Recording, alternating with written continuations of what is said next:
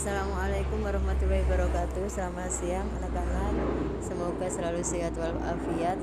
Bertemu lagi dengan pembelajaran IPA. Pada materi kali ini kita akan bahas KD8 tentang asam, basa, dan garam. Tujuan pembelajarannya adalah pertama, peserta didik dapat menjelaskan tentang pengertian asam, basa, dan garam. Yang kedua, peserta didik dapat menyebutkan pH asam, basa, dan garam. Yang ketiga, peserta didik dapat menjelaskan macam-macam indikator asam dan basa. Yang keempat, peserta didik dapat menyebutkan contoh asam, basa, dan garam. Ya, kita lihat peta konsepnya. Pengertian asam, basa, dan garam, derajat keasaman, indikator asam, basa, dan garam dalam kehidupan sehari-hari. Nah, kalian perhatikan gambar, ada jeruk, ada tomat, kemudian asam juga, yang sebelah kanan itu sampo ya. Nah, itu adalah contoh-contoh dalam kehidupan sehari-hari yang bersifat asam, basa, dan garam. Pernahkah kalian mempelajari tentang asam, basa, dan garam sebelumnya? Jika belum, kelompokkan benda-benda ini ke dalam kelompok asam, basa, atau garam. Ada kopi, air jeruk, cuka apel, garam, larutan sabun, dan soda kue. Jadi kalau kalian perhatikan pasti kalian tahu yang termasuk asam itu adalah cuka apel dan air jeruk. Yang termasuk basa itu larutan sabun dan soda kue. Yang termasuk garam di situ maksudnya adalah garam dapur, kopi ya. Nah, kita lanjutkan. Yang pertama, sifat-sifat larutan asam. Yang pertama adalah rasanya pasti masam. Yang kedua, dapat menghantarkan arus listrik. Yang ketiga, jika dilarutkan akan melepaskan ion hidrogen atau H+. Yang keempat, mengubah lakmus biru menjadi merah. Dan yang kelima, bersifat korosif terhadap logam. Pengelompokan asam. Berdasarkan kekuatannya, asam itu terbagi menjadi dua kelompok, yaitu ada asam kuat dan asam lemah. Asam kuat adalah asam yang banyak menghasilkan ion yang ada di dalam larutannya, atau asam kuat adalah asam yang terionisasi sempurna dalam larutannya. Contoh asam kuat ada HCl. HCl itu asam klorida, H2SO4 itu asam sulfat, HNO3 itu asam nitrat. Yang kedua, asam lemah. Asam lemah adalah asam yang sedikit menghasilkan ion yang ada dalam larutannya, atau hanya terionisasi sebagian. Contoh asam lemah ada CH3COOH itu asam asetat, HCN itu asam sianida, H2CO3 asam bikarbonat. Nah, itu ada contoh asam sehari-hari ya. Asam karbonat misalnya terdapat pada minuman berkarbonasi. Asam sitrat terdapat dalam jeruk dan lemon dan seterusnya. Nah, itu tentang asam. Jadi ingat, asam adalah suatu zat yang di dalam air menghasilkan ion H+. Jadi HCl itu kalau di dalam air terurai menjadi ion H+ ditambah Cl-. H2SO4 terionisasi menjadi ion H2+ ditambah SO4 2-. Nah, itu maksudnya ya. Oke ya, mudah-mudahan bisa dipahami. Yang kedua, basa. Basa adalah zat yang di dalam air dapat menghasilkan ion hidroksida atau OH-. Ion hidroksida terbentuk karena senyawa hidroksida dapat mengikat satu elektron pada saat dimasukkan ke dalam air. Basa dapat menetralisir asam sehingga dihasilkan air atau H2O. Contoh basa adalah sabun. Jadi basa adalah zat yang di dalam air dapat menghasilkan ion OH-.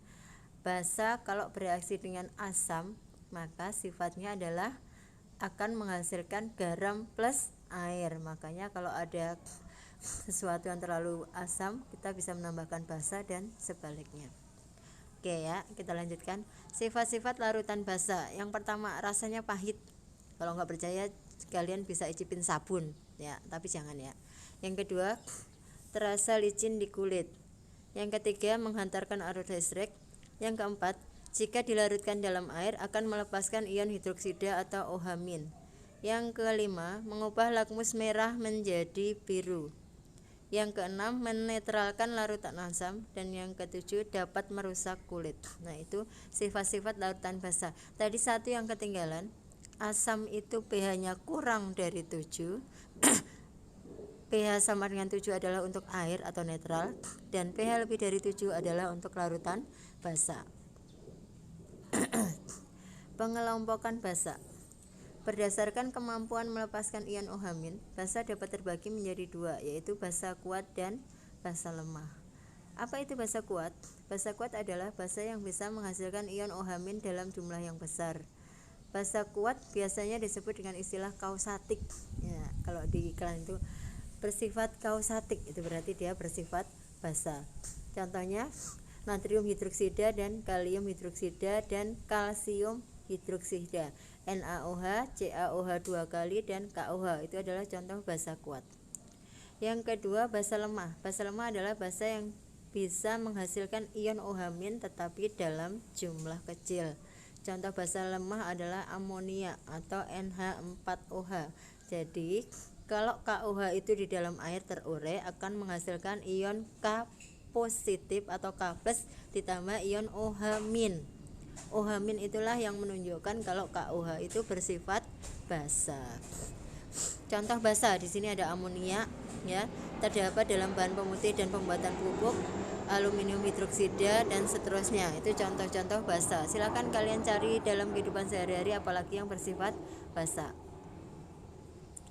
Oke ya.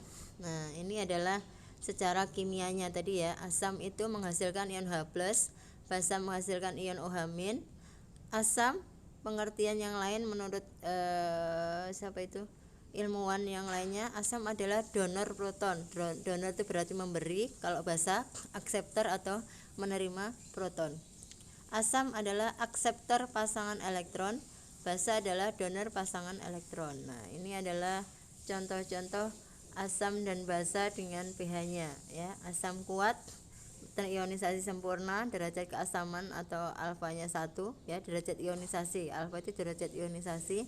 Kalau asam lemah 0 kurang dari alfa kurang dari 1. Basa kuat derajat ionisasinya atau alfanya kurang dari 1. Sama dengan 1. Kalau basa lemah 0 kurang dari alfa kurang dari 1. Oke ya. Yang ketiga, salt atau garam. Nah, garam kalau secara kimia itu adalah reaksi antara basa dan asam.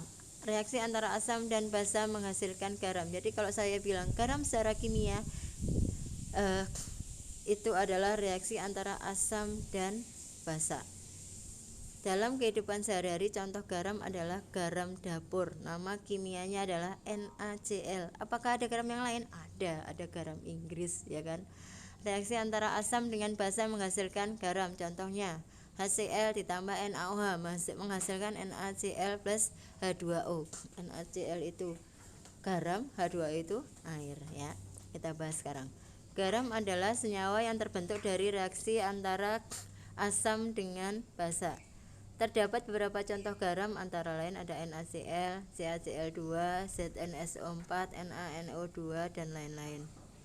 Dalam kehidupan sehari-hari tentu kamu tidak asing dengan garam. Contohnya adalah garam dapur atau NaCl yang biasa digunakan untuk memasak. Nah, dari mana garam dapur diperoleh? Garam dapur dapat diperoleh dari air laut. Petani garam membuatnya dengan cara penguapan dan kristalisasi. Garam yang diperoleh kemudian diproses iodisasi atau dengan penambahan garam kalium Ki sehingga diperoleh garam beriodium. Nah, itu ya contoh garam. Nah, bagaimana sifat-sifatnya? Sifat-sifat garam yang pertama, apabila terbentuk dari asam kuat dan basa lemah, maka garam akan bersifat asam. Dan apabila terbentuk dari asam lemah dan basa kuat, maka dia akan bersifat basa. Jika terbentuk dari asam kuat dengan basa kuat, maka akan bersifat netral. Misalnya garam dapur tadi yang saya sebutkan tadi ya. Natrium hidroksida atau NaOH bereaksi dengan HCl akan menghasilkan NaCl plus H2O. Nah, asam bereaksi dengan basa membentuk zat netral dan tidak bersifat asam maupun basa. Yang kedua, reaksi antara asam dan basa dinamakan reaksi netralisasi. Sebagai contoh, asam klorida bereaksi dengan natrium hidroksida atau soda api akan membentuk garam dapur dan air. HCl ditambah NaOH menghasilkan NaCl plus H2O. Jika dengan menggunakan proses penguapan, maka air akan menguap dan tersisa endapan garam dapur saja. Nah, ini contoh reaksi pembuatan garam dapur. Tadi yang saya sampaikan, HCl ditambah NaOH menghasilkan NaCl plus H2O. HCl itu asam, NaOH basa menghasilkan NaCl garam dapur plus H2O atau air. Nah, contoh reaksi kimia yang dapat menghasilkan garam antara lain: 1. Asam plus basa menghasilkan garam plus air. Basa ditambah oksida asam menghasilkan garam ditambah air. Asam ditambah oksida basa menghasilkan garam plus air. Oksida asam ditambah oksida basa menghasilkan garam. Logam plus asam menghasilkan garam. Nah, itu reaksi-reaksi yang dapat menghasilkan garam. Ini adalah beberapa garam yang dikenal. Ada natrium klorida atau NaCl, nama dagangnya garam dapur. Natrium bikarbonat, nama dagangnya baking soda, pengembang kue. Kalsium karbonat, CaCO3 karbit, kalsit ya, cat tembok dan bahan karet, dan seterusnya. Nah, itu contoh-contoh garam yang kita kenal. Manfaat garam dalam kehidupan sehari-hari. Pertama, reaksi penetralan berguna bagi manusia, antara lain produksi asam lambung atau HCl yang berlebihan dapat dinetralkan dengan menggunakan senyawa basa atau MgOH 2 kali. Kalian lihat, kalau kalian kena asam lambung, kalian suruh minum misalnya antasida. Coba kalian lihat komposisinya. Di situ ada bahan yang tertulis MgOH 2 kali atau AlOH 3 kali. Itu adalah basa. Reaksi antara MgOH 2 kali yang ada dalam obat dengan asam lambung yang ada di lambung kita akan menetralkan asam lambung kita ya. Dan diminumnya biasanya sebelum makan.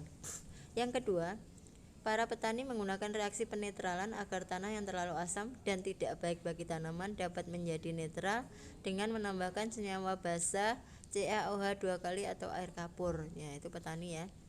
Kemudian yang ketiga, pasta gigi mengandung basa berfungsi untuk menetralkan mulut kita dari asam yang dapat merusak gigi dan menimbulkan bau mulut. Kalian bisa lihat pasta gigi itu komposisinya ada basanya. Oke ya. Identifikasi asam, basa, dan garam. Ya. Jadi tadi kita sudah sampaikan kalau sifat asam dan basa larutan itu dibedakan 3, ada larutan yang bersifat asam, basa, dan netral. Nah, sifat larutan itu kita dapat lihat dengan menggunakan indikator asam basa. Apa itu indikator asam basa? Indikator asam basa adalah zat-zat warna yang menghasilkan warna berbeda dalam larutan asam dan basa. Cara menentukan senyawa bersifat asam, basa, atau netral, kita dapat menggunakan kertas lakmus, larutan indikator atau larutan alami. Nah, kertas lakmus itu ada 2, ada lakmus merah dan lakmus biru. Kalau dengan indikator alami, kalian bisa menggunakan kunyit atau bunga telang, tahu ya, yang warna ungu itu. Nah, itu adalah contoh indikator alami. Juga bisa menggunakan bunga sepatu. Jadi bunga sepatu yang warna merah itu kita kita gecek-gecek pakai air, kita ambil larutan merahnya. Oke ya, kita bahas ya. Indikator asam basa dalam larutan yang bersifat asam, basa, dan netral. 1. Lakmus digunakan sebagai indikator asam basa sebab memiliki beberapa keuntungan, yaitu lakmus dapat berubah warna dengan cepat saat bereaksi dengan asam ataupun basa. Yang kedua, lakmus sukar bereaksi dengan oksigen dalam udara sehingga dapat tahan lama. Yang ketiga, lakmus mudah diserap oleh kertas sehingga digunakan dalam bentuk lakmus kertas.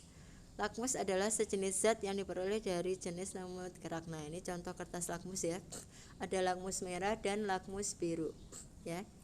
Lakmus merah kalau dicelupkan ke dalam zat yang bersifat asam, dia warnanya akan berubah menjadi biru ya. Kalau kita di sekolah kita bisa mengadakan praktek ya.